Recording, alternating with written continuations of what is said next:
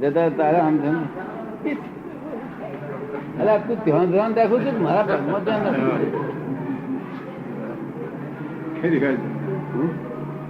એવું જ છે, બધે એવું જ છે. જ્યાં જુઓ તો બધું એવું જ છે. જ્યાં જાઓ વિદ્યા પૂછે છે કે સહજ પ્રકૃતિ કોને કહેવાય? સહજ પ્રકૃતિ કોને કહેવાય? સહજ એટલે બિલકુલ કેટલીક બાબતમાં તને વિચાર નહીં આવતા હોય, કેટલીક બાબતો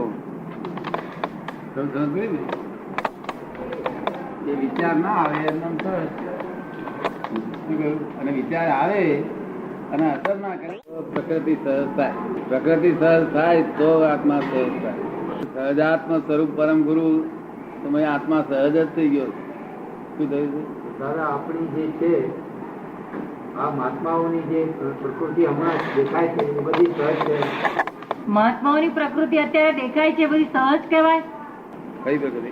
મહાત્માઓની જે પ્રકૃતિ દેખાય છે એ તો ચારિત્રમો છે, એ સહજ હતું ના કહેવાય. ચારિત્રમો ઉત્તમ થાય, ક્ષય થવાના તૈયારી થાય તારે એના પછી ઉપશમ થયા પછી અમારું બધું સહજ હોય. અમારું બધું સહજ હોય. કેવું? એટલે અમારા બધું એટલે અમે કપડા બપડા બધું પહેરીએ છીએ. તો એ દશા ક્યારે આવે પૂછે છે? એ દશા લાઈન શું કામ છે? આપણે મોક્ષ કામ છે કે અમારી આજ્ઞા પાડો ને એથી દશા ઊંચી થશે. શું કહ્યું? એ નકલ કરીને શું કામ છે? જયારે તારે એ જ થવાનું છે ને. હવે એક બે પ્રકૃતિ સહજ કેવી રીતે થાય? ક્યારે થાય? હા, પ્રકૃતિ સહજ થાય તો અને અમે દખલ ના કરીએ તો સહજ થતી જાય. જો ચારિત્રમો દખલ ના કરીએ તો સહજ થતી જાય. શું થાય?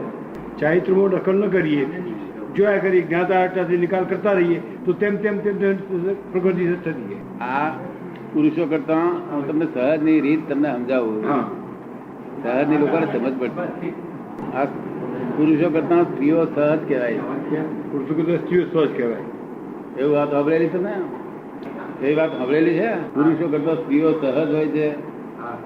સાંભળેલી છે, સાંભળેલી છે. અને સ્ત્રીઓ કરતા ફોરીના બધા પુરુષો બધા સહજ હોય છે. અને આ ગાયો ભેંસો બિલકુલ સહજ. ગાયો ભેંસે શું કાઢી નાખ્યું એ કહો. એ પૂછે છે કે તો પછી એમનો મોક્ષ થઈ જવો જોઈએ ને? મોક્ષ ના થાય. સહજ તમારે પ્રકૃતિ જાણવી છે ને? ના, સહજ પ્રકૃતિ જાણવી છે ને. પણ તમારે આત્મા તો સહજ જ છે. સહજ પ્રકૃતિ કરો એટલે મોક્ષ થાય. સહજ પ્રકૃતિ કરો મુક્ત થાય. આ પેલા લોકોનો સહજ છે ને તે અજ્ઞાનતાથી છે. શું છે? અજ્ઞાનતાથી છે. આ ગાયો ભેંસો છે ને તે સહજ છે. શું છે? ગાયો ભેંસો શાનાથી સહજ છે? જ્ઞાનથી છે કે અજ્ઞાનથી છે? અજ્ઞાનથી સહજ છે. ગાયો ભેંસો આ બધા જાનવરો બધા સહજ છે. કેવા છે? સહજ બધા સહજ. એના પરથી ઓળખી જાવ ને કે ગાય શું નથી કરતી. જો ગાય છે તે ઉદમ કર્યા કરે છે, મોખા મારવા આવે છે, નથી કરતી, છતાં એ સહજ છે.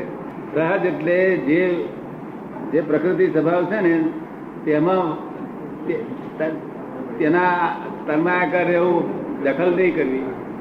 એમાં બીજો ભાવ ન કરવો. એમ સહજ દખલ નહીં કરવી. એ સહજ જે થતું હોય એમાં જ તન્માયા રહેવું. સહજ જે થતું હોય એમાં જ તન્માયા રહેવું.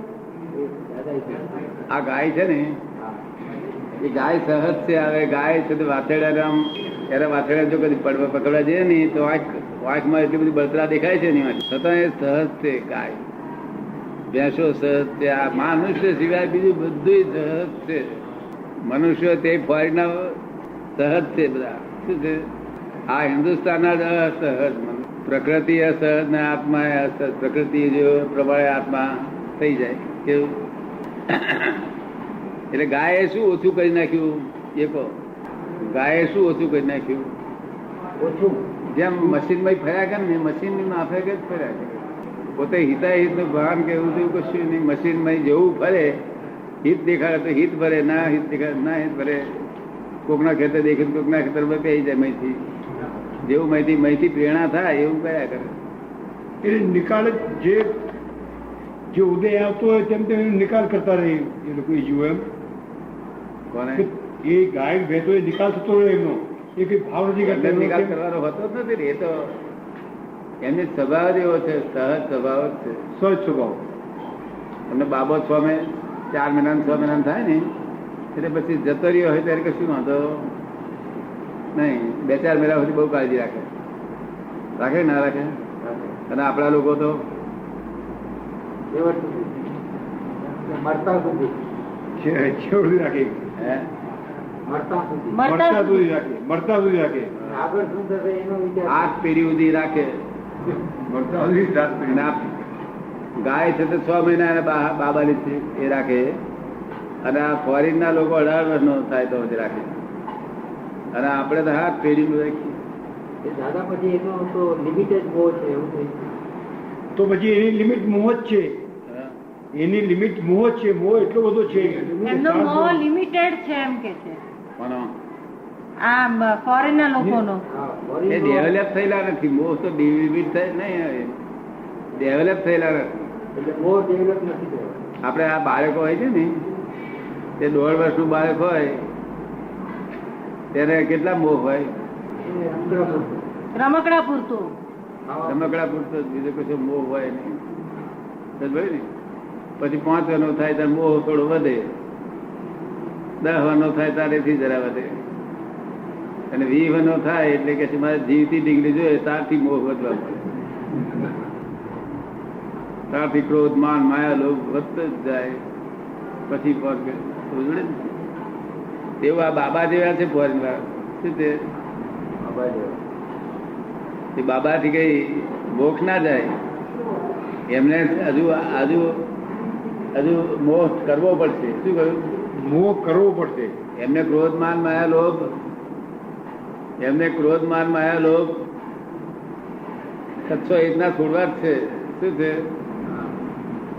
આપણા હિન્દુસ્તાનમાં ક્રોધ માન માયા લોભ 20-20 ફૂટ ઊંચા ઝાડ છે. એટલા ડેવલપ થયા છે. એટલા ડેવલપ થયા છે. આ ડેવલપ બધા જેટલું ક્રોધ માન માયા લોભ ડેવલપ થાય હા, એટલો એનું ડેવલપમેન્ટ મોક્ષ નજીક આવ્યો.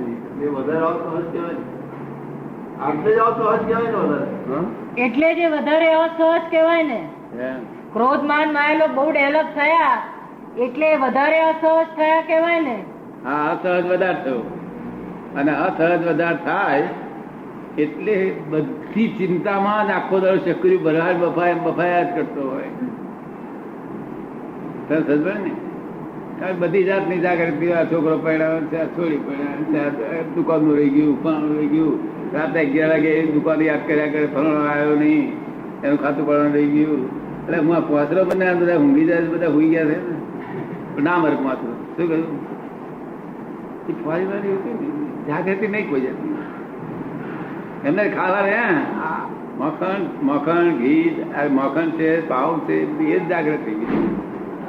ફ્રૂટ બૂટ બધી જાગૃતિ, રહેવાની રૂમ સારી, અને બીબીની જાગૃતિ. બીબી જોઈએ અને ના ફાવતું બીબીને છોડી દે. અને કલાકમાં ભગડે નહીં, વારે નહીં. બીબી જો કદી ટેબલ પર ઘુરકી એટલે આ ઘુરકે તોડી જાય. અમે વાર ને. અને આપણા લોકોને તો 80 વર્ષ નો થાય તો ના તોડે, માર કરતો હોય તો તોડે ને. કારણ કે સમજે છે કે છેડ બીજા જોડે પહોંચગેટ થાય છે, એના કરતા એકની જોડે માથા પર એક જે બન્યું તો જ મોઢું ગોળો ને બન્યું.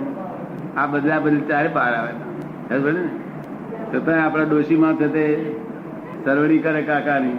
80 વર્ષના ડોશીમાં 84 વર્ષના કાકા મરી ગયા, સરવડી કરે. તારી છોકરો પૂછવા આવ્યો ડોશીમાને કે મારી કાકાની સરવડી આવી, બધા ફ્રૂટ બૂટ શું મંગાવો? મીઠી મીઠી બધી. ત્યાં કાકાને આ મીઠાઈ બહુ ભાવતી હતી, આ ફ્રૂટ બહુ ભાવતું હતું. ત્યાં કાકાએ તમને 15 વર્ષ ધક્કો માર્યો તો પડી ગયો તો ત્યાં પણ તો એવા નહીં મળે કે. આ હિન્દુસ્તાનનું આપણું ચારિત્ર કહેવાય. શું એવા નહીં મળે કે? એવા નહીં મળે. આ વડીએ ખરી ગમે તેવા તો એવા. પછી મનમાં બધું સમજે કે બધા કરતા હારો કે છે. એટલે સહજ વસ્તુ એવી છે કે એમાં જાગૃતિ બિલકુલ હોતી નથી. સમજે ને? અહીંથી જે ઉદય આવ્યું તે ઉદય પ્રમાણે ભટકવું એનું નામ સહજ કહેવાય. સહજતાથી પાછું એમાં ભળી આ ભમેડો ફરે છે ને ઊંચો થાય નીચો થાય વળી કદી કેટલાક ફરે આમ થઈ જાય. આપડે ગયું પણ તે પાછું ઉભો થઈ જાય. પાછો કૂદે ખરો 1 ઇંચ ઊંચો કૂદે. એટલે હું આ પડ્યો તક ના હાથમાં પાછું આવી જાય પાછું ચાલે. એ સહજ કહેવાય. એવું આ મનુષ્ય હિન્દુસ્તાન લોકો અસહજ છે. તેથી ચિંતાઓ વધારે છે. ક્રોધ માન માયેલું વધી ગયું એટલે ચિંતાઓ વધારે છે. ચિંતા વધી એટલે મોક્ષ તરફ પ્રયાણ કરે. નહીં તો કોઈ મોક્ષમાં જાય એવો માણસો નથી. આ તો સમજે ને. હા, ચિંતા વધી એટલે જ નહીં તો અહીંયા આગળ હોય ને તો બધી ના બહુ સારું છે. આ ફોરીના લોકો કહે હેડો મોક્ષમાં તક ના મોક્ષ ની કઈ જરૂર નથી. સમજ ને. એટલે સહજમાંથી પહેલું એક આ જમાનામાં સહજતાની ટોપ ઉપર જાય તો મોક્ષ તરફ જાય. એમ કે છે કે તો પછી સહજતામાંથી અસહજતામાં જાય ને પછી અસહજતા ટોપ પર જાય ત્યાર પછી મોક્ષ તરફ જાય. ત્યાર પછી બળતરા પૂરી જુએ અનુભવે. બુદ્ધિ વધવી જોઈએ અંદરની આંતરિક બુદ્ધિ. કેવી? એ લોકો ફોરીની બાહ્ય બુદ્ધિ છે. કેવી છે? બાહ્ય બુદ્ધિ ભૌતિક એકલી જ. અને આપણી તો આંતરિક બુદ્ધિ છે. શું છે? તે આંતરિક બુદ્ધિ એટલી બધી વધે તે જેટલી આ બુદ્ધિ આ પલ્લામાં વધે એટલી પેલા પલ્લામાં છે તે કાઉન્ટરમાં બળતરા ઉભી થાય. જેટલી બુદ્ધિ વધી એટલી બળતરા ઉભી થાય. બુદ્ધિ ઓછી તો બળતરા ઓછી. બુદ્ધિ બિલકુલ નહીં. ઝાડા ઓઠવારો હોય ત્યારે કશું નહીં. આપણે ઉઈ ગયો કોઈ જેટલી બુદ્ધિ વધી એટલી બળતરા. આ જેટલી બુદ્ધિ વધી એટલી બળતરા. બરોબર. હા, એટલો બળાપો હમા તાજમાં બળાપો એટલો હોય જ. કે જે ટોપ પરની અસહજતામાં ગયા પછી સહજતામાં આવવા માટે શું કરે? પછી રસ્તા ખોરી કાઢે કે આમાં સુખ નથી. આ સ્ત્રીમાં સુખ નથી, છોકરામાં સુખ નથી, આ પૈસામાં સુખ નથી. એ ભાવના ફરે. નહીં તો કોઈ દાડો સ્ત્રીમાં સુખ નથી, છોકરામાં સુખ નથી એવું બોલે જ નહીં કોઈ દેશમાં. ને એ પેલી બળતરા ઉભી થાય ને કે અહીંથી ભાગો આવે કે જ્યાં કઈ મુક્ત થવાની જગ્યા છે કે આપણા તીર્થંકરો થયેલા છે કે આપણે હળો આ ના પોહાય આપણને. એટલે તે વખતે ભાવ જ બદલાય તેનો. ભાવ બદલી નાખે. એટલે એનું પરિણામ એમ છે કે ભાવ બદલાવા જ જોઈએ. બદલાઈને તો ઉકેલ જ ના આવે ને. એટલે ભાવ એ સ્ટેજ ટોપ પર પહોંચ્યો એટલે ભાવ બદલાવો જ જોઈએ. બદલાવો જ જોઈએ. નિયમ થઈ ગયો ને. તો જ છે તે ડેરાસરમાં જાય ને મહારાજ પાસે જાય. નહીં તો કોઈ જાય જ નહીં. આજે છે તે સહજતા ઓછી થયેલી છે. અસહજતા ઓછી થયેલી છે. આજે આ પબ્લિકમાં અસહજતા એટલે મોહ વધેલો છે. શું મોહ વધેલો છે. અસહજતા ઓછી છે. તે કઈ પડેલી જ નથી હોય કશાની. એ છોકરા છોકરીઓ કશી પડેલી હોતી છતાં એમને ચિંતા. કારણ કે આપણે ઘેર જન્મ લીધો છે ને. બુદ્ધિ તો વધે ને. જેટલી વધે એટલી ચિંતા ઉભી થાય. આ સમજવામાં આવે છે કોઈને? મારી વાત બહુ ઝીણી છે. સમજવામાં આવે છે કોઈને? તમને આવે છે? તમને આવે છે? પછી જીવ જાય તીર્થંકરો સાધુઓ પાસે. પછી રખડી બુદ્ધિ બહુ ટોપ પર પહોંચે અસહજતા ત્યારે ગોતે ક્યાં જાય કે જ્યાં સાધુઓ પાસે તીર્થંકરો પાસે જાય તો ત્યાં તો એ લોકો સાધુઓને બધા બાધા આપે કે આ બાધા લો તે બાધા લો. એનો આવો ક્યાંથી આવે પછી? એ તો અત્યારે એવું છે. અત્યારે એવું છે. પેલા એવું નતું. પેલા બધા સાધુઓ સારસ ચડાવે પોતે ચડેલા સારસ છે. અત્યારે તો માર્ગ ગુંચાયો છે ને. માર્ગ ગુંચાયો છે અત્યારે. શું છે? પણ એ તો બધું એ બાધા આપણે કરવી જ પડે ને. આપણે છૂટકો બટાકા છોડવા જ પડશે. પેલો કે સાહેબ મને બટાકા સિવાય બીજું ભાવતું નથી. તકને તો બટાકા છોડવા પડશે. એટલા બટાકાથી ઉડી ગયું છે બધા મોક્ષ. બધી અનંતી ચીજો છે. શું છે? બટાકા તો ભગવાને કહ્યું ભાઈ હિતકારી શું છે? આ કંદમૂળ છે એ માણસને સંયમ પાળવામાં હિતકારી નથી. સંયમ પાળવાની શું છે? સંયમ પાળવાનું સંયમ પાળવામાં અસંયમી કરે એવી ચીજ છે કે શું કે છે? એટલે તમારે જો સંયમ પાળવો હોય તો આ ચીજો ના હોય તો સારું. હવે મેં તમને એવું નથી કહ્યું. અમને જે આવે તે નિકાલ કરજો એવું કહીશ. શું કહીશ? એવું કહું તો તમે પાછું અહંકાર ગયો તો પાછું બોલાવો અને આ બાંધછોડ કરવા મળો. પછી હા ઉકેલ લાવી નાખવાનો. તમે સમજ પડી ને કે ત્યાં નવકાર મંત્ર જે બોલાવે છે તો એમાં તો કે છે કે સાધુ આચાર્યો ઉપાધ્યાયો આ બધાને પ્રકૃતિ ગુણોની ભજના કરાવે છે કે છે. એના પ્રયત્નો છે એ પ્રાકૃત ગુણો પ્રગટ કરવાના પ્રયત્નો કરાવવામાં આવે છે કે છે. એનાથી શું વરે? એમ શું વરે? તો ભગવાને એવું કહ્યું હતું કે અમને પ્રકૃતિ આવી હોય, આચાર્ય થયો ને એટલે પ્રકૃતિ આવી હોય એ કઈ કરવાનું નથી કહ્યું, કરીને ગપોટવાની નથી વાત.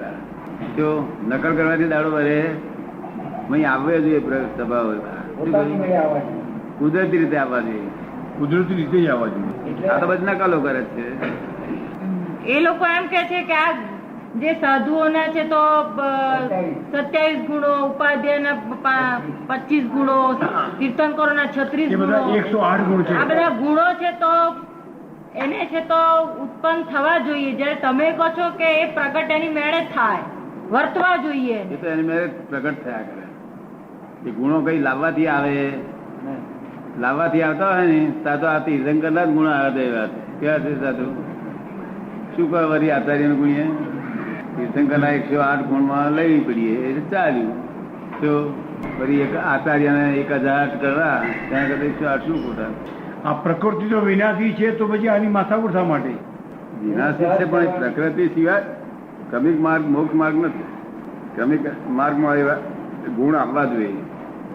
ને એ ગુણ આવે નહીં અને બીજા ગુણ દારૂ પીવાના એ બધું હોય ત્યારે શું હોય? સટ્ટોબાજી, જુગારબાજી કરવા એ બધા ગુણો